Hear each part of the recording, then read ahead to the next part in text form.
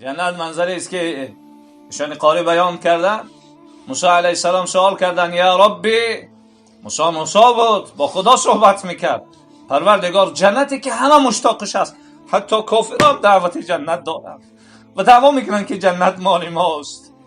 همه گفت خدایا این جنت چی منظره است؟ همه آرزو داره، همه هوس داره. میتونی که اندازش بیان کنی که جنت چقدر مقام و مرتبه داره؟ پسترین شو بگو پروردگارا.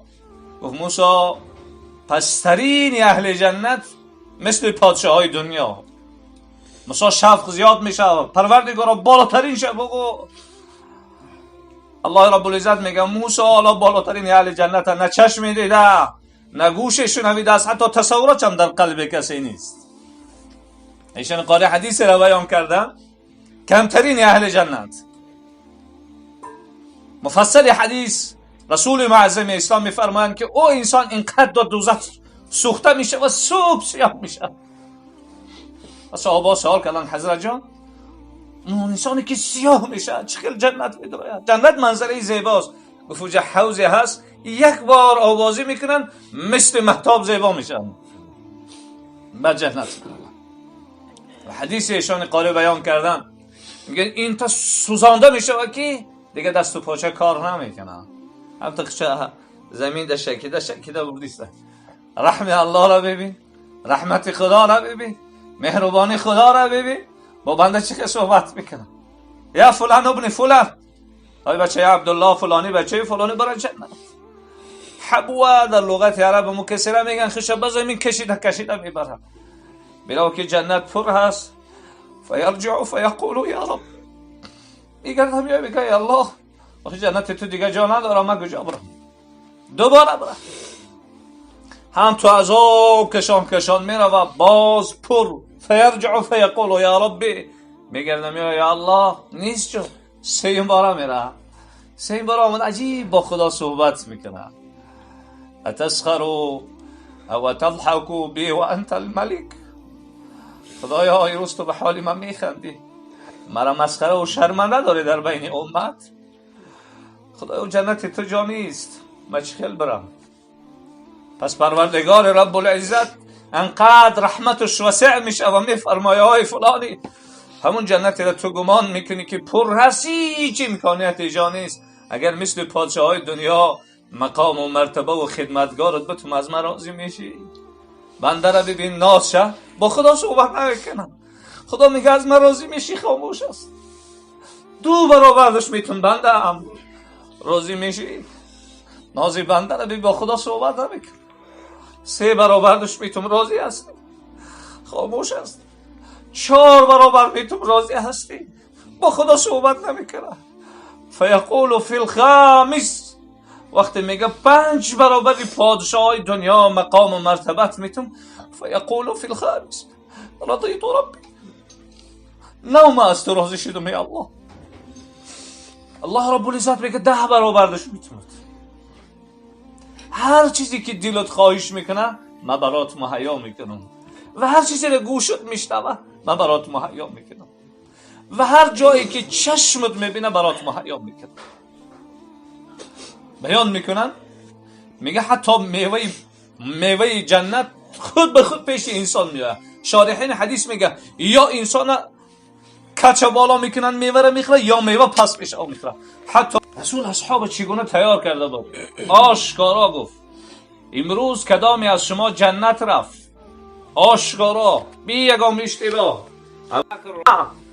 همه صدقه من عبدالله ابن عمر بچه میگه انا یا رسول الله امروز من جنت رفتم. همه تعجب میکنن که الله امروز من از آبهای جنت نوشیدم. و حبیب خدا سوال میکنه یا عبدالله کیف دخلت و اکلت و شربت، کنه قیسه که امروز چخیل جنت رفتی و چخیل از میوه هاش خوردی و چگونه از آبهاش نوشیدی؟ جواب میده حبیب خدا امروز من قرآن میخوندم، من وقتی درباره وصف جنت خوندم والله حالم پرنده های جنت فریاد دارن، صداش در بیخ گوشی من هست. و وقتی من درباره میوه های جنت میخوندم حبیب خدا هم والله مزش از دهنم نرفته.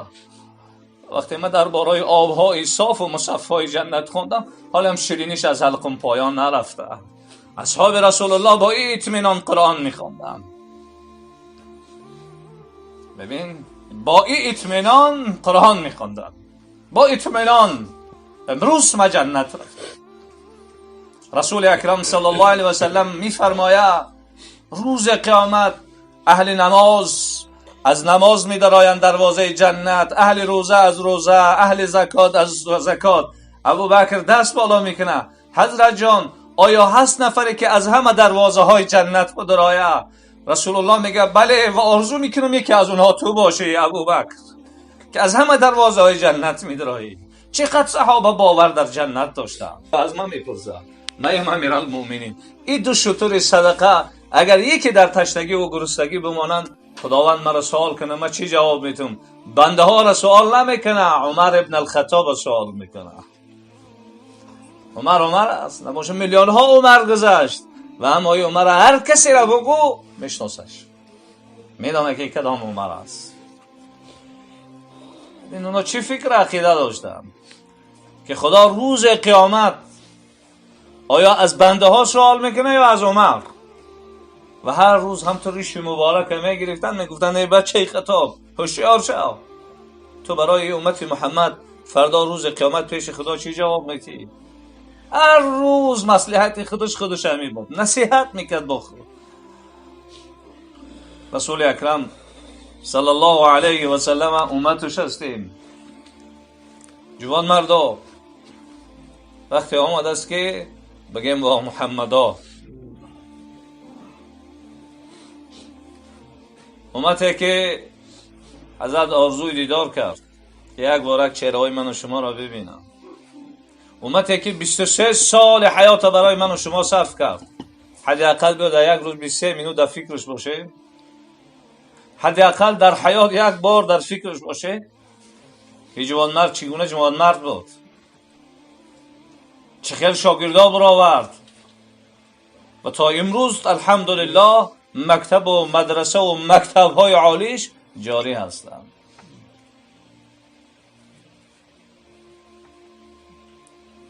صحابه بودن که میگه وقتی دید نیزه آمده است جانب رسول اکرم صلی الله علیه و سلم، تنها مجروحن، هیچ امکانیت دفاع کردن نداره. انگشتاش هم میگه 3 تا انگشتش میگه پرید رفت.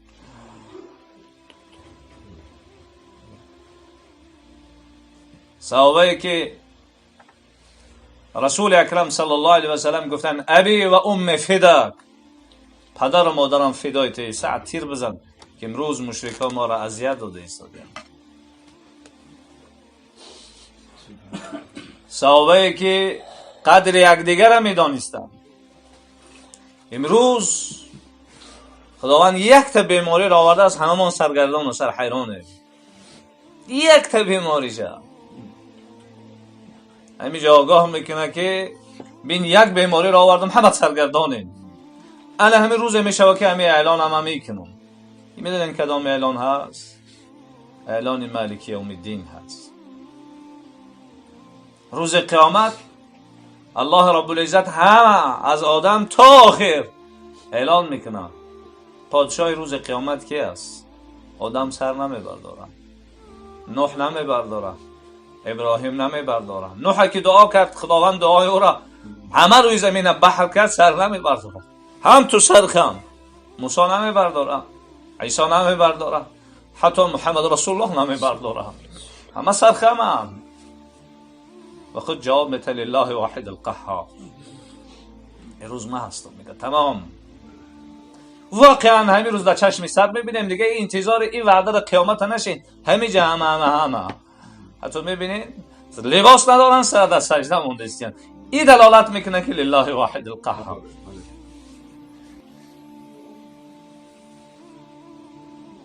این من و شما را آگاه میکنه که صحابه بزرگوار با چگونه عقیده و فکر در عبادت می نشست. رسول الله بخیل نبود، سخی بود. حتی روز خداوند جبرئیل فرستاد که بره رسول الله را بگو که ابوبکر سلام بگه. و بعد بگه که خدا میگه ما ای ابوبکر راضیم، کنی ابوبکر پرسین ای خدا راضی است یا نه؟ چقدر رسول الله خوشحال میشه که خدا به برادرش سلام میگه. ابوبکر مبارک چه خدا تو را سلام میگه و بعد میگه ما از ابوبکر راضیم، کنی ابوبکر پرسین ای خدا راضی است یا نه؟ وای وای گفت اصلا جون من نبودم خدا مرا پیدا کرد و باز میگه از من راضی، ما چه از او خدا راضی نباش و از طور پیغمبر نازنین راضی نباش و از این دین مقدس اسلام راضی نباش، من راضی هستم.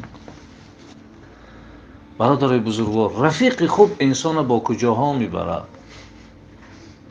تصور بکن رسول اکرم صلی الله علیه و سلم چه نعمت بزرگ بالای من و شما بودن، از همه نعمت بزرگ بالای ما و شما رسول اکرم صلی الله علیه و سلم بودن. تصور بکن صحابه را ما تعریفاش شما را گفتم. حضرت یکی از صحابه پیامبر روایت میکنه که ما رسول الله صلی الله علیه و سلم دیدم قبرستان زیارت رفتن. چی گفتن؟ السلام علیکم اهل القبور، سلام بر شما این مردم قبرستان، انتم لنا سلف، شما پیش از ما گذشته و اگر الله بخواد ما هم با شما نزدیک میشیم. همونجا گفتن دوست میدارم برادرام رو ببینم. صحابه گفتن حضرت جان ما برادرات نیستیم، ما رفیقات نیستیم. گفت شما صحابه های من، حضرت جان رفیقات کیان؟ گفت حالا پیدا نشدیم. حضرت جان اونا نیستن، چه میشناسیشون؟ یا آدم 100 اسب سیاه داشته باشه، اسب پیشانی قشقه، همون اسبش معلوم نیست؟ گفت معلوم است. گفت همون رفیقایی که ما آرزو دارم ببینیمشون در این دنیا نصیب نمیشه. فانهم یاتی یوم القیامه، او روز قیامت میارن دستها و پیشانی هاشون نورانی است، ما پیشوازی ها میبرم. میدونین نور از کجا پیدا میشه؟ یک قربای آب تاراتی که 2 روبل هم قدر نداره. پیامبر صلی الله علیه و سلم کسی در این دنیا تورات میکنه میگه آرزو کاش که میدیدم شب، لیکن در این جنت میشه روز قیامت. فرات هم میدونین اکای ما چه وقتی ماشین شه عروس می کودکا شادی کرده دویده میرون. پیامبر آرزو کرد که کاش که ما و شما را میدید، کاش که این آرزو را ما میکردیم یک بار پیغمبر را میدیدیم. برادرای خوب میدونین چه خبر خوب است؟ پیامبر صلی الله علیه و سلم میگه که روایت مسلم شریف از جنتی ها جنت میدونن، بعضی رفیقاشون نمیبینن ناله میکنن ای خدا آخر ما در جنتیم، رفیقای ما قطعی ما نماز میخونن در دوزخ هم، ما نمیخوایم به او جنت بریم. خدا میگه وارو بریم بیاریم. وقتی که سر میشه و حساب عرش الهی را میمونن، حضرت آدم از اون طرف میمونن و آدم را حساب میکنن و یک نفر میگن به طرف دوزخ بره. حضرت آدم میگه میخه عرقای کلام میکنه و آبای دیگهش میریز، میگه من یارو خلاص کردن نمیتونم. محمد در کجاست که بیا یارو خلاص کنه؟ محمد فریاد کرد. رسول اکرم صلی الله علیه و سلم میاد پیش ملائکه‌ای که بود و طرف دوزخ، اینا نبرین دوزخ. حضرت خودت میدونی ما رو خدا چقدر تعریف کرده که هر گپی بگه ما گپشم میگیم. میگه حضرت جان همین خیلی دست چپش خطریش همین قبل طرف عرش خدا نگاه میکنه، میگه خدای تو مرا وعده کرده بودی که من تو درباره امتات راضی کنی. خدای من راضی نیست، میاد دوزخ میره یا را خلاص کن. الله میگه دوباره حساب شما کن، حسابی را صحیح کن. وقتی حساب میکنن فقط ثواباش حساب میکنن، خطایی ها را ندیدن. طرف جنت میگن ببریمش، اما آدم میگه یا دقیقه بسیم من قطعی آدم گپ زدم یکی بود مرا از آتش جهنم خلاص کرد. برادر تو کی هستی مرا خلاص کرد؟ مرا نمیشناسی، ما محمد رسول الله. هرچند میگن طرف جنت داره، میگن بسیم من میری قک تماشا کن. میدونین مشکل پیغمبر است؟ ما امتی کی هستیم میدونین؟ همه پیغمبر آرزو کرد کاش که ما اوترا میدید، کاش که این آرزو را ما میکردیم که میدیدیمش. طرف جنت رفتیش از طرف پیامبر پیشواز میشه. حوض کوثر است. رسول الله میگه یک قطره اگر الله نصیبتون کنه همون گرمی قیامتش با تشنه نمیمون. تصور بکن رفته استی بخوای که با همون ظرف و پیاله ها از همون حوض بخری، حضرت جان ظرف و پیاله رو سکنه با دستاشو بگه بیا ای دستای من از این آب بنوش. چی نعمتی بزرگ است برا.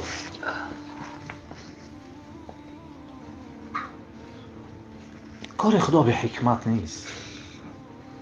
اگر حالا رسول الله در این محفل ما میشید چی میپرسیدیش؟ چی میگفتیش؟ از رسول الله چی خواهش میکردی؟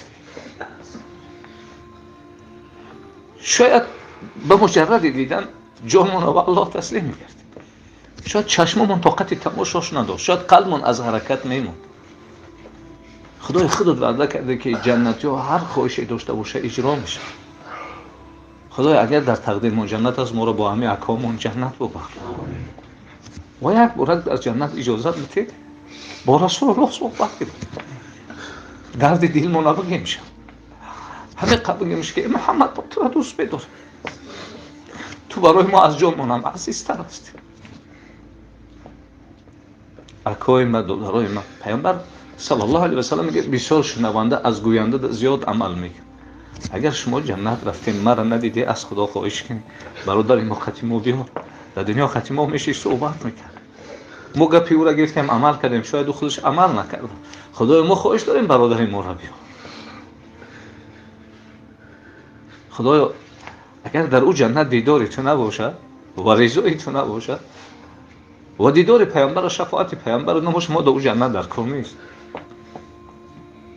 با رسول الله صلی الله علیه و سلم در جنت شهودی داره اکون طرف جنت میره سوره یاسین میخونین سلام قولا من رب الرحیم هم تو رفته است که الله رو فرود میاد السلام علیکم ای جنتی ها میخواین عزیز یادتر تام جنتی ها خدای ما با رسول الله ما از آتش جهنم خلاص شدیم دیگه چی بخوایم خدا میگه خواهشای داره فراموش کردیم ما این روز شما راضیم دیگه شما خفه نمیشم و دیداری به مثل مانانش نشان همه سر در سجده میمونن پیامبر میگه الله میگه ارفعوا رؤوسکم سرا رو بردارید دیگه سجده نه ما را تماشا کنین و ما شما را تماشا میکنیم بدون جنت چقدر نعمتی بزرگ است پیامبر صلی الله علیه و سلم ما برادر آخر انسان جنتی را میگم بالاش ختم فیصله کنه آخران انسانی که بعد او دیگه کسی جنت نمیدره هم تو کودک نو کمالات میرا میگم خیخشه از آتش جهنم برآورده کشیده برسه که الله فریادش میکنه ای فلانی بچه فلانی بره جنت میره که جنت پر از جا نیست میای میگه خدا جنت تو پر از جا نیست دوباره میگهش برا